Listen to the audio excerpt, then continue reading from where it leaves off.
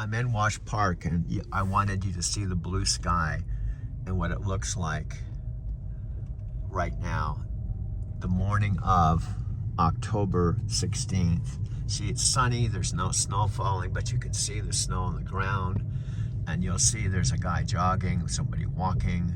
This is Wash Park. There's going to be a rec center up on the left, but I'm actually driving to a place called Smith Lake that I like coming to. Whether there's this guy, I don't know if he sees me here. I have to make sure. See this guy right here walking. I'm extra careful with the joggers and the pedestrians, but Smith Lake, it's just right around the corner here. You'll see I'm going 12 miles an hour. The speed limit's 15. And we share this, bikers, joggers. See, these people are jogging together. And again, it's wintertime. Someone's walking their dog without a leash, but sometimes the dogs are well trained. They go right alongside whoever's they're trained to stay with their person they're running with. Now I'm coming up on the left. I'm coming up to this parking. There just have to be extra people I have to watch for today. Usually I just pull right in. I'm going to show you how beautiful it is today.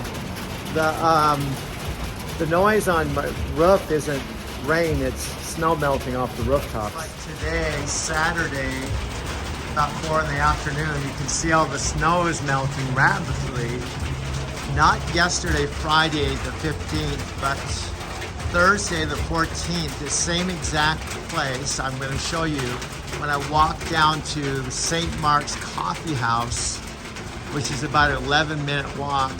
I walked in the snow yesterday and I parked the day before. I did not work yesterday.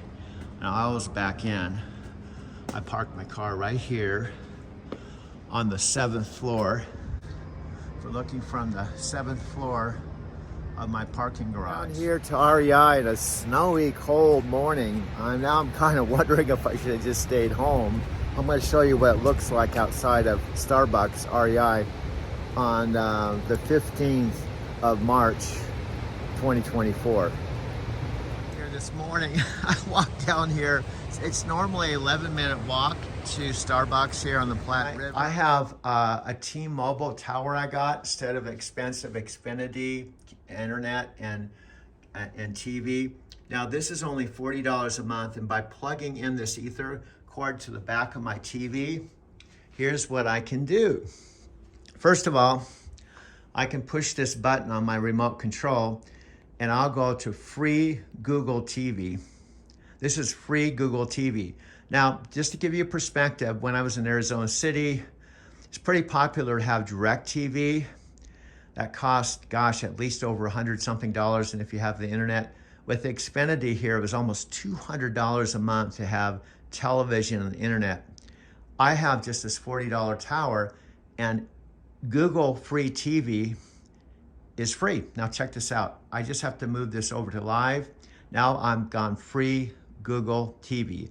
I have 124 channels free, and including the NFL Network.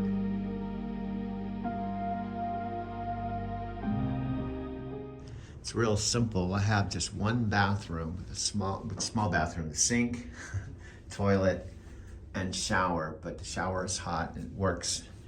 And this is was my bedroom. I moved my bed out to the living room, but Lisa's using it as a room. I may later turn this into an office, but she's my roommate now, and she's gonna pay half the rent, but she'll help out. I have just a simple walk-through kitchen with fridge, basics pantry, a dishwasher that works perfectly, a microwave I found out in the hallway, and I've got just some basic dishes and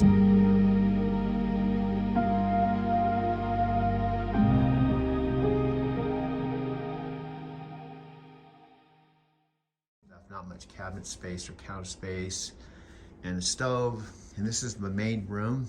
I moved my bed out into the living room.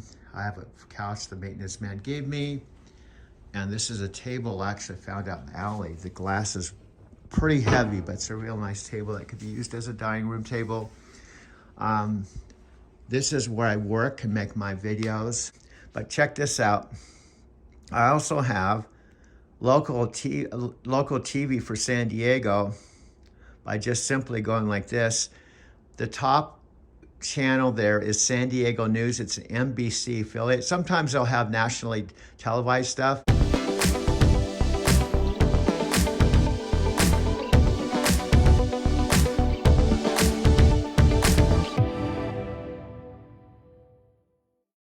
But they'll have local news. Here's a Florida station. And I noticed there's also other cities. So in other words, I can look at news, other parts of the United States, including CNN. This is Denver news. They'll probably be talking about the weather. The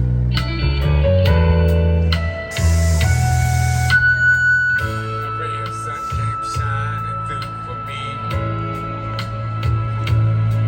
And I do all that I could be.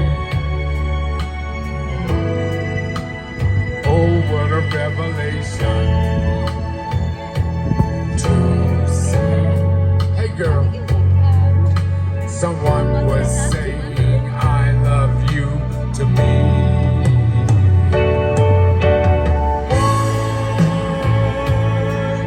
In a million chance of a lifetime, and I show compassion.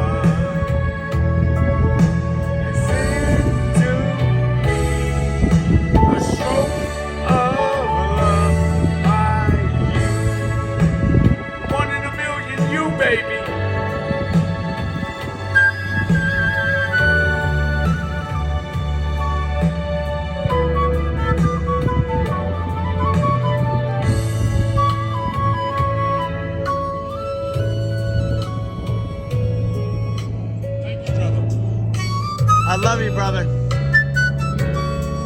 It's the halftime, dude. Everyone singing in the stadium. Yeah. And the Niners, Cardinals game in Mexico. Supérame, porque ya te olvidé. No te feliz sin ti.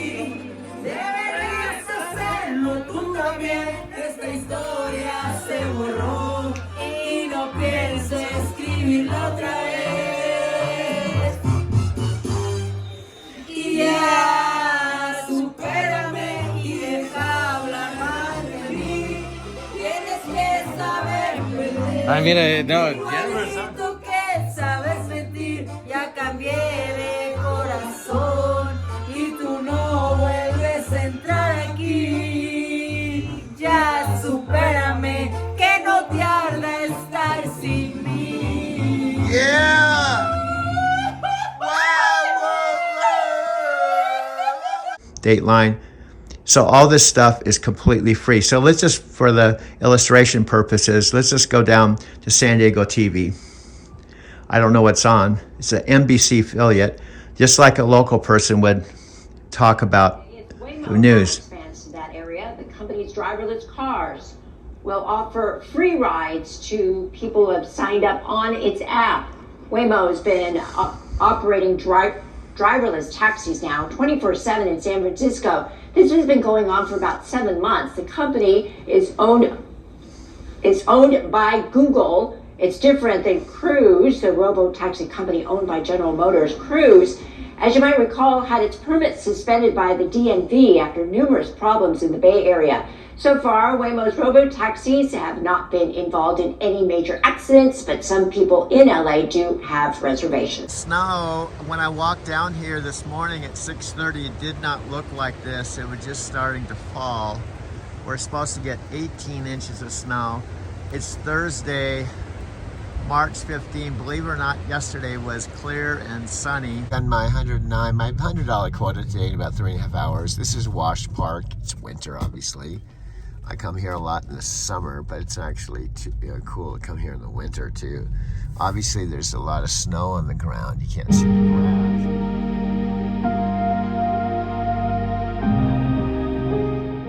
grass.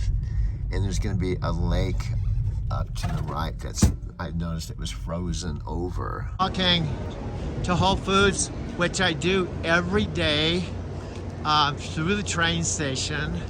This is Union Station. Now this particular track right here is where it can catch the train. It's a $10 train to DIA, Denver International Airport. It's on this track here.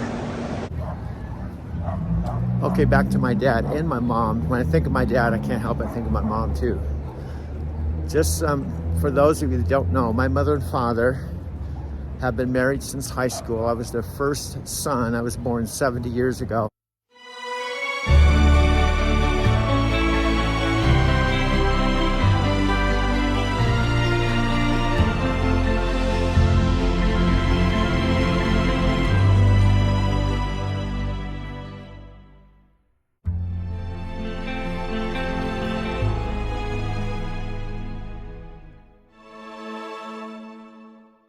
I was their first son. I was born 70 years ago.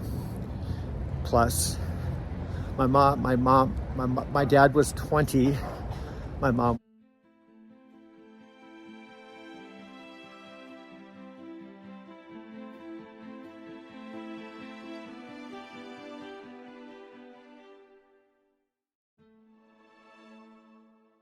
was 18, and I was considered a miracle baby. I'll talk more about why I was called a miracle baby. But back to my father and mother.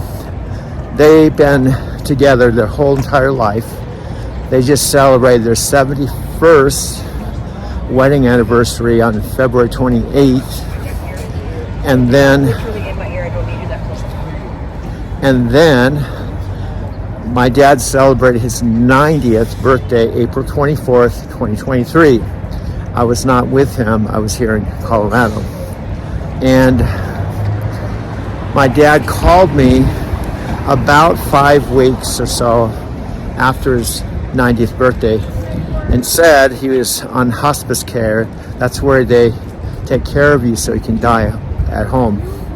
My mom sent me a message and said, Dad's dying. And my dad called me and said he's dying. I may not make it to the end of the week. Again, that was June 1st. So right off the bat, I booked a 2-hour Southwest airline ticket from Denver to Phoenix. I was going to go see him before he passed away.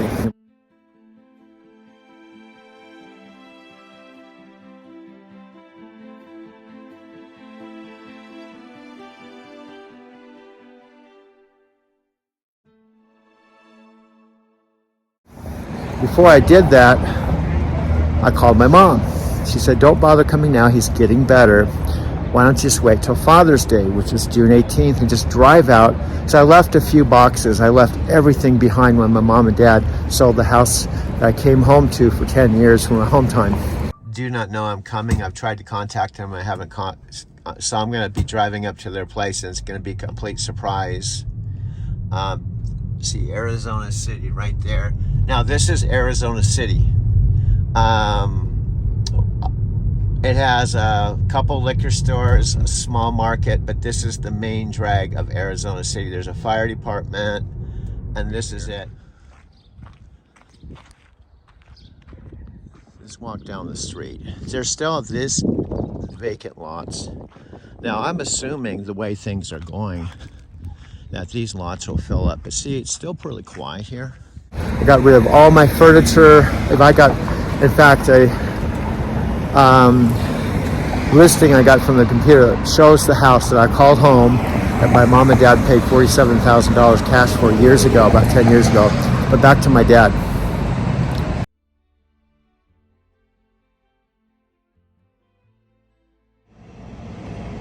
I just changed the drawing of the home like this. Got it all cleaned up. Now, you take a photograph and then you just basically draw off the photograph? I mean, you paint off the photograph?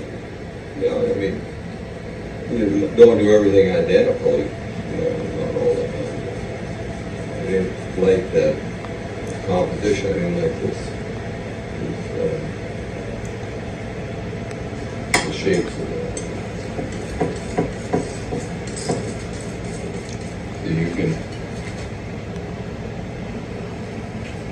Give me that stick.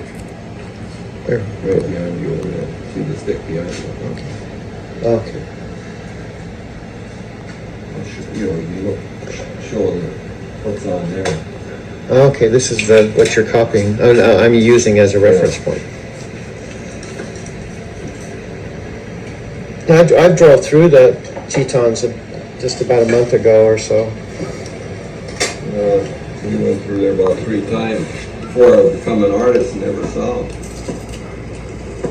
Solid cover was right almost lake level. I left here on a Saturday, and I can show you on Apple Maps how far it is from Denver, Colorado, where I am. More than anything right now, including the day, Matthew's event and all that, is my dad called me a week ago and told me he was dying. And my mom wrote a text, said, Dad's dying. That was like a week ago. To Arizona City. So I drove over the Colorado Rockies, through Grand Junction. Again, I can show you on the map my exact route. It's a route I took. It's a trucking route.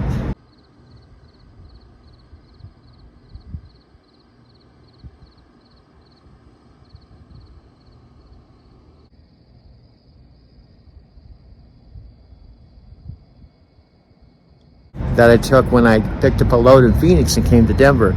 Here's what I do, Billy, is I'll take stuff like the photo of my dad and mom in the car, and I'll blend it with this. Yeah. And that's why I call it video collage. I take multiple things and blend them together, so it kind of... Yeah, because I even got one I made for me of them up on that. Oh, really? Yeah, them in the truck. That went back when I was 50. But that's... Oh, there we go, Bob and Jerry. Wow, Yeah. that's cool. Do you know when I saw this for the first time, I thought they had bought this because She says, Billy, we've had more fun putting that on our Facebook, and the grandkids are saying WTF, Grandma. You know, like what the fuck? and because this was in front of the Arizona City House, Yeah. and my mom and You never dad. put nothing past them. You never know if they did buy Yeah, something. no, seriously. So I honestly thought that they had bought this, and then it was cool. I do remember the time you actually pulled up with Yeah. this. Oh, yeah. And boy, that's something else. You'll never get rid of this. Huh? No, they probably have to bury me on it.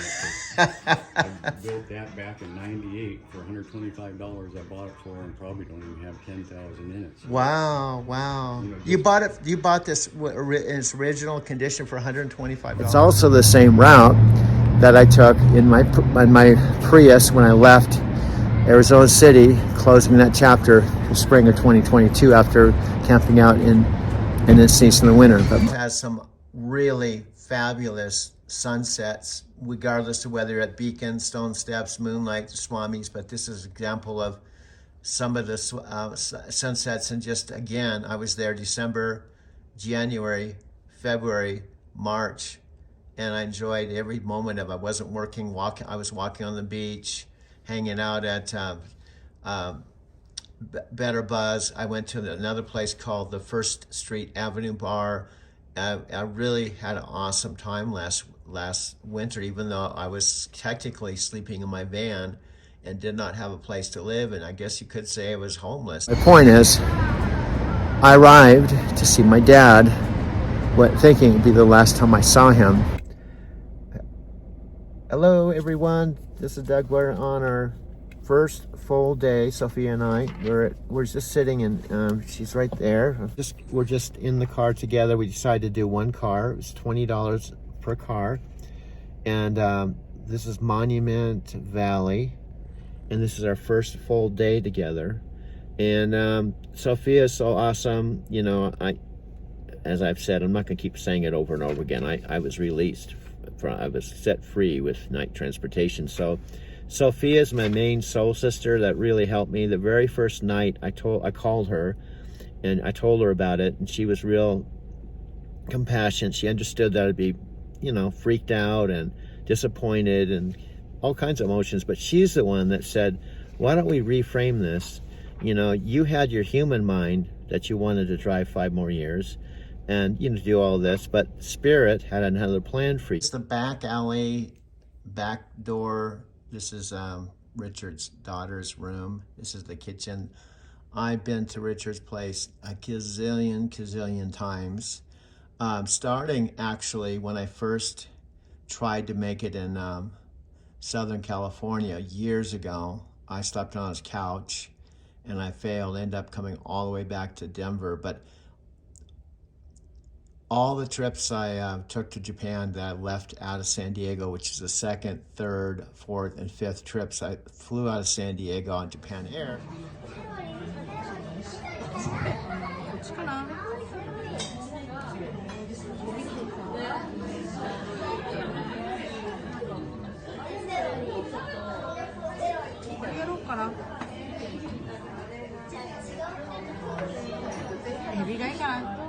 Okay, vegetable, shrimp, spinach. Come at me. Which one? Vegetable or shrimp? Vegetable or shrimp or spinach. I'll have shrimp. Shrimp.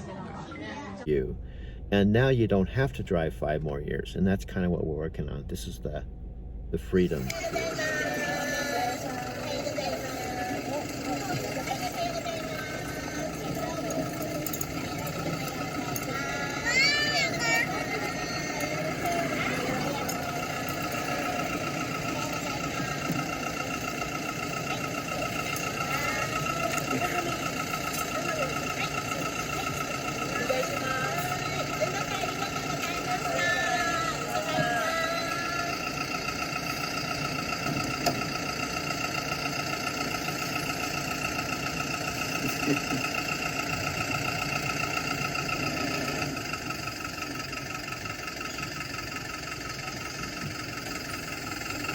Oh my God, you're flattering me. Yeah. Okay, take care, okay? All right, have a wonderful see you day. guys later. Bye-bye. Bye-bye. See you later.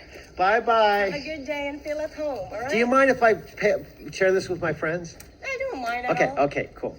Bye-bye. later, See you. bye-bye. See you. Bye-bye. All right, have fun. bye-bye. Okay, bye-bye. You too. As most of us are taught, or most of us see it, myself included, is result oriented. If then. If I get this, then I will be happy. If I reach this goal, then I will be happy. It's almost like a ta-da moment. If I get enlightened and spiritual, then I will be namaste, whatever it is. And over in my own life and from other mentors and wise men and women in the world, there's no ta-da moment. There's no hill that you get to the top of and you go, finally I did it. That's kind of got me to reframe everything in a very positive way versus being a victim of the circumstances. And I bring something to the table too. But he's holding my hand, and sure enough, the wheels finally catch, and we miss the wall. Feels like 12 inches. It's probably more like 4 feet, but when you're scared, your brain exaggerates, doesn't it? So he looks at me and goes, "Did you learn?" I said, "I learned. I didn't learn squat." I didn't learn squat. I got right back in again. We're driving again. My least suspect he pushed the different wheel. We're spinning out of control. He grabs my head. After about 10 times of this, I learned to just train myself. Boom. And not look back. So look, I've had a lot of my male friends, dudes, say like, "Nah, I don't want to journal, man. No, dudes don't journal." Yeah, we do. I'll tell you why. Any you dudes out there work daily to be better men, have places you want to go, things you want to achieve in life, be better fathers, be better friends, be better at our career. Write them down. This is Matthew, Dean, and the rest of the gang that I'm a part of. Keep focusing where I want to go. Even though I'm still skidding in that direction, keep focusing where I want to go. And sure enough, the wheels will catch. So now here's the question. Important question for you. If you focus on what you want versus what you don't want, are you guaranteed to get what you want? Yes or no? Put it in the chat. Yes or no? Here, I don't know, Chicago's here, or Chris is here, or Robert. I think Robert's probably here, but this is my Prius out in front of my folks' house, June 5th. It's still cool. You know, yesterday it was 102 degrees here, and it was 58 degrees in Denver and raining. But this is my folks' house, looking back at where I used to live, right across the street. But Chicago's here, dude. Chicago, you can't believe. When I turned the corner yesterday, there were empty lots to the left of the house. They're all filled with houses now. This is just a year later, dude. Road trips, and I've learned just about anywhere else in life. It's like a classroom. It's like an office. It's a place where my memory catches up with me. It's a place where I get far enough away from my past that I'm not worried about it. And something about that makes me not even worry about my damn future, and I can be present. And then all of a sudden, my past and the future all makes hell more sense. She was my guru, my coach, and now she's my van coach. She's the van. Nomadic coach. Situation better. Again, we were with Tony Robbins, my partner and friend and partner in Mastermind. He was with us, and yesterday we went till 9 o'clock at night, all masterminding together. And he reminded us of his teacher, Jim Rohn, who said, "For life to get better, you have to get better." And used the word selfish. We were on a call, and he was going through the things he wanted to teach people on his philosophy. I remember him saying, and I want to cap it off by letting people know they got to be more damn selfish. And I remember before he shared the framework around it, Tony said, "Oh, you got to be careful with that word, McConaughey." Journey since we're all live together and built that amazing course, and so many things have transpired since then. And today, It's not about being wasteful either.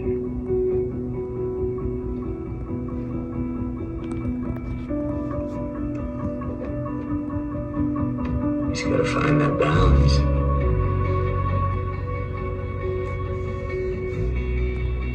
Where taking care of yourself takes care of more than just yourself.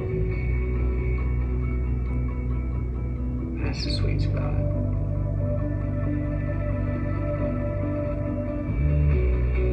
hey, Inner Circle. I've been doing Inner Circles for almost a decade, and this is our way to stay connected.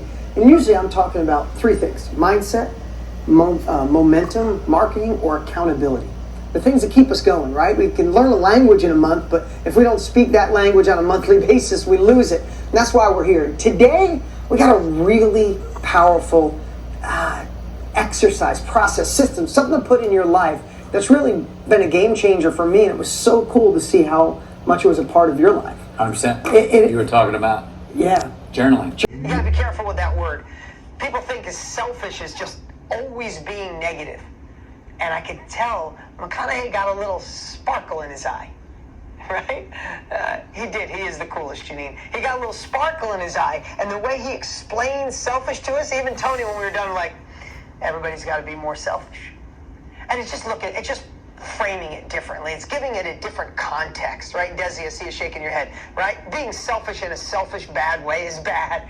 But being selfish in a way that serves a better outcome for you and others.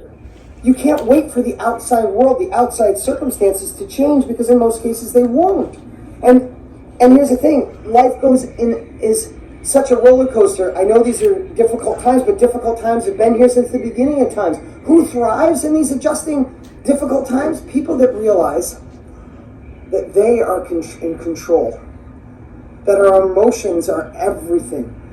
Our identity, when we look in the mirror, is everything. The actions we take are everything. Who we surround ourselves is everything. The uncomfortable action we take is everything. Because the life is going to continue to go up and down like a thermometer. The temperature's high, the temperature's low. It's going to go up and down like a roller coaster. We must be the thermostat where we adjust, and that's why we work so hard to help you see that when you master the inner game, the outer game gets so much better. And she's totally awesome. She understands what I'm going through, because I respect and love Sophia because I understand where she's come from and where she is today.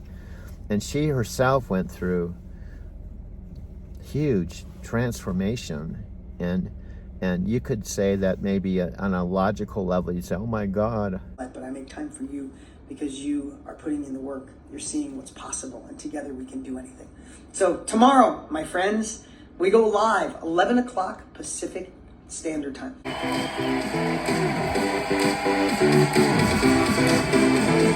There we go.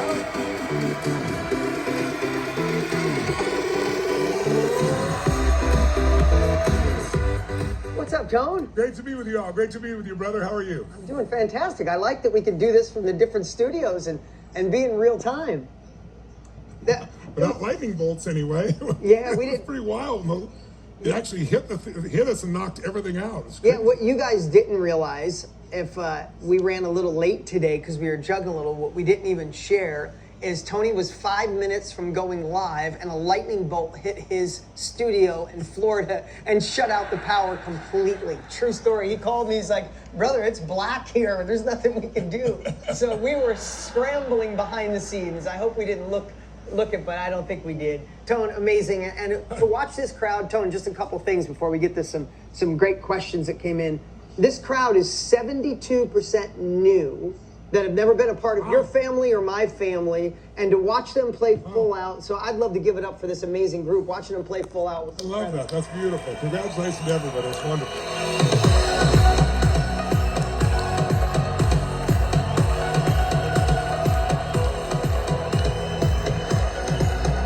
All right. Well, I'm going to jump right in, Tony. I think we have Carmen waiting. Carmen N. I'm going to ask her ask her question while we're pulling her up. It was, what advice would you give someone who's terrified to share their story, but know it will help others? I have an idea too, but I would love to hear what you got to say, Tone. And everybody, let's give it up for Carmen. Let's hear it, Carmen. Is Carmen out there? Will you grab her? There she is. Carmen, how are you? I think that you got yourself mic'd to your... There you are. Carmen, where are you in the world? I'm We in can hear you. Where are you Germany. In Germany. Give it up for everybody. That's fantastic. Oh, in Germany. Nice job. Carmen, tell me, just so we can clarify, what's terrifying about sharing, your story for you, despite the fact, it's going to help everybody? I've tried my entire life to fit in, which meant I had to, carve out parts of myself to feel like I belong. And I'm tired of that. And I know there are other people out there who want to belong and want to stop fitting in. Yes.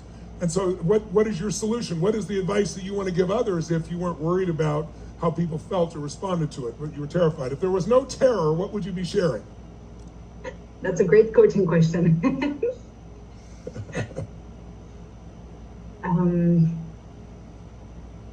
I guess. Hey, Carmen, if I give you a suggestion. Once you show yourself out there, you probably will attract the people that belong next to you. Very true. And so what's stopping you from doing that? What's terror? Because when people say they're terrified, we often use words that magnify the emotion, and then the emotion gets so strong that it stops us. So I guess what I'm really asking is, what's terrifying about it? Seems like it's quite beautiful to me. Losing the comfort, getting outside of the comfort zone. Yes, and if you don't get outside the comfort zone, what happens? If you don't. Well, you don't grow. And if you don't grow, what happens? Well, you stay where you are, which is not necessarily the happiest place. Yes. The only thing that makes us happy is growing and giving. When I say happy, I mean long-term happy. Progress equals happiness. So if you're making progress, you don't need to be perfect. It doesn't need to be where I think that's the biggest reason people don't start. They go, I don't know where to start. I don't know how to do it. Or I don't think I'm worthy. I don't think people are going to listen to me. But it all really just comes down to simply being in a place where it's like you just begin without perfection. And you come from your heart and you communicate. And every time you do it, you get better. That's the entire process. But you need a couple new habits, because we experience whatever we focus on. So you keep focusing how you're terrified, and you probably have used that language more than once if you said it today. It's not the first time you used terrified.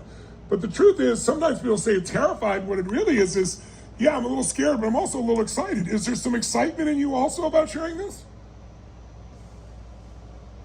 Oh, she froze. Are you still with us? Well, at least she's froze on a really Okay, good so I'll just give for everybody here. Think of it this way, everyone. There's 3 decisions you're making every moment. Carmen, if you still hear us, this is what you need to understand. We don't experience life. The first decision we experience that controls our life is what we decide to focus on. So if you focus on, oh my God, what if people don't like me? What if this fails? What if I don't make any money? What if I make an idiot out of myself?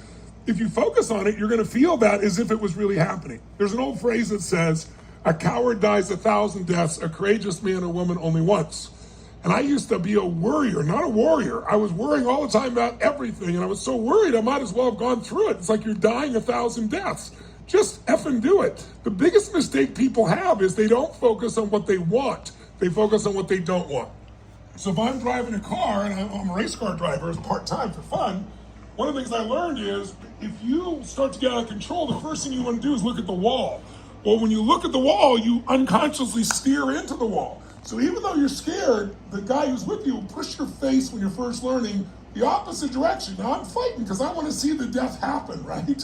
And so, but he keeps my head going this way. And so as I turn and look where I need to go, I unconsciously steer there. If you're pissed off about your life, it's because you're focused on pissy things. If you're happy, it's because you're focused on happy things. Everyone has things they can be upset about, but when you're happy, you delete those things. When you're unhappy, you delete all the happy things. So number one is developing new focus. And there's 3 patterns of focus I'll give you real fast. Number one, do you focus on what you have or what's missing? What would you say your pattern is? We all do both. I'm focusing on what's missing. That's right. Second, do you focus more on what you can control or can't control? I'm trying. I got much better at focusing on what I can control. Good. And do you focus on the past, the present, or the future more? We all do all 3. But by the way, when I'm asking this to Carmen, I want all of you to answer this question in your own mind too, okay? Do you tend to focus more on what you have or what's missing? We all do both. Which one do you spend more time, especially after during COVID? Because we just got out of that. Do you focus on what you can or can't control most often? And do you focus more on the past, the present, or the future? Where would you say you spend more of your focus out of those 3? Currently in the present. Okay, great. So when you're terrified, you're not terrified. As well. Yes.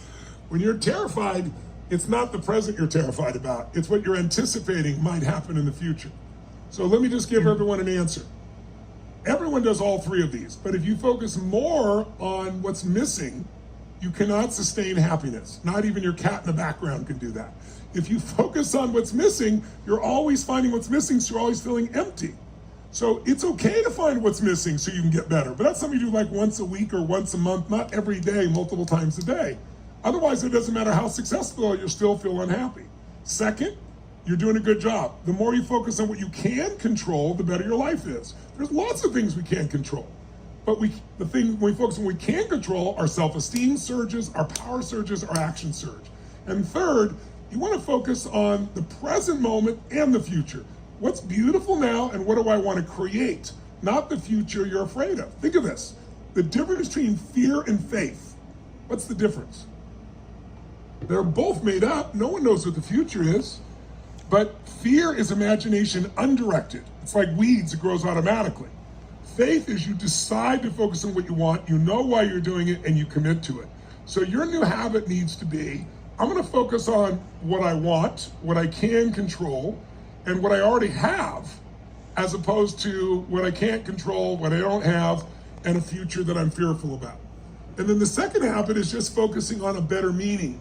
Like when I say I'm terrified, say, no, erase. What I'm actually is, I'm also excited.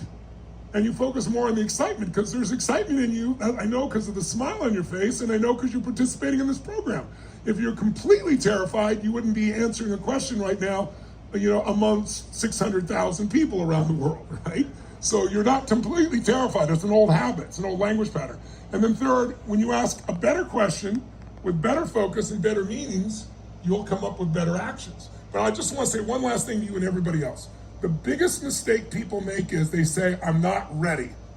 I'll do this when I'm ready. I just don't feel it. If I waited till I felt like I was ready, I wouldn't be here today. I don't, like every morning I get up and I jump in freezing cold water if I'm in one of my homes, 56 degrees. I don't do it because I like it.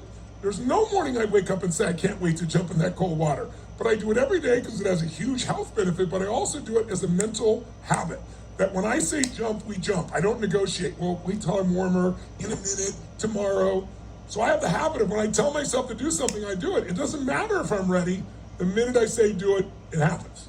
So you just need a couple of new habits. And the biggest habit is just get in the game.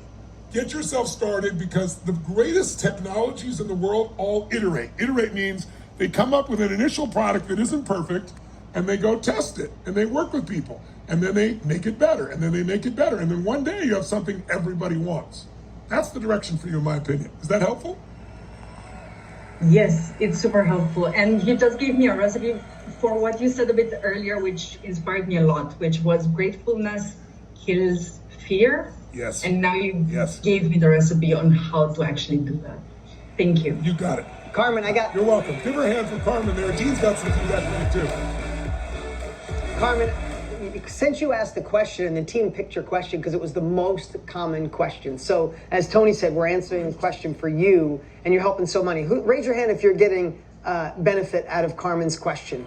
Right? Look at the people behind me. It's most all the questions. So don't feel alone. So a couple things I want to share with you. Over the next couple days, Carmen, we are going to give you that framework to identify what to sell, what to create, and then how to deliver it, so we can extract what's in here. So I want to ask you this. You're end of day 5. You understand what you're going to offer to people, right? You know you could serve. Can you help their life? Can you help them avoid some of the stress you've had, some of the worry you've had, right? So what I want you to think, it's scary sometimes putting yourself out there. But if you don't, I wonder how many people will suffer in silence because you didn't share your story. Would you be terrified if you knew there was another woman, just one, not the millions that are potentially out there, but what if there was another woman right now who was suffering in silence and needed to hear your voice, Carmen? Not mine, not Tony's, not Jay Shetty or Trent Shelton or Shalene Johnson. She needed to hear Carmen's voice and Carmen's story, because she went through your story, and she will never hear it if you don't do what Tony said and focus on a different outcome, focus on a different solution. Because the fact of the matter, the reason this world is growing, this industry is growing so much, is because people find someone who resonates with them, that speaks their language, and that's why this is growing. So someone will suffer, and I love to share that. What would you do to stop someone suffering, Carmen? A lot. Right? You would. Would you overcome being a little nervous, being a little terrified, thinking your friends might make fun of you? If you knew it would stop somebody from suffering, would you care about any of that? So Tony taught me something. We spoke together in Japan a decade ago, and it wasn't my best performance. And we got done and we went upstairs, we sat down, and he said to me, he said, tomorrow, there wasn't a lot of words. He goes, focus on them, not you. Changed my day. Since that day, I've been an exponentially better speaker, because I went out there saying, I want to do good for my brother Tone. I want to look good in front of this audience. I want the staff in the back to look good. I was in my head. The next day we flew to China, went to Shanghai. I got on the stage. I said, it's about them. They need me. They need this message. Do I get a little nervous and want to deliver it good? Of course. But I don't worry. I'm not in my head anymore, because it's not about me. And Carmen, this industry is not about you. It's about them. But simultaneously, it's an industry where you can thrive and excel. Look at the blessings Tony and I have had. The last thing I'll say is, Tony calls it, I think, the rocking chair test. But at the end of your life, and you look back, and you played small, you didn't go after it because you were terrified. What would be more terrifying? Being 95 years old and realize you missed it and you played small? Or taking action today and step into the man or the woman, in your case, the woman you were meant to be, not the one you're living in right now or settling to be. And I say that because I know a lot of people need to hear that. So I just say, it's time to take action. It's time to be the best version of you. There's somebody out there who needs you right now. Does that help, Carmen? Thank you. Yes, it does. Get out of the rocking chair.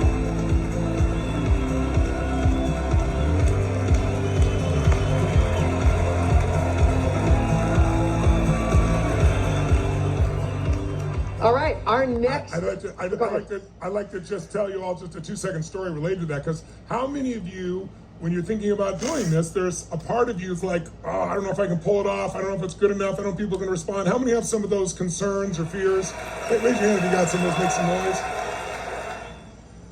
I remember early in my career, somebody asked me a question like, how do you get up and do that? You don't even have any notes. You do it. I said, well, I've done it a few thousand times. That's part of it. But really, I'm always adding things to my brain. But the biggest reason I do well is I prepare my mind, but I have one core belief, and the core belief is it's not about me.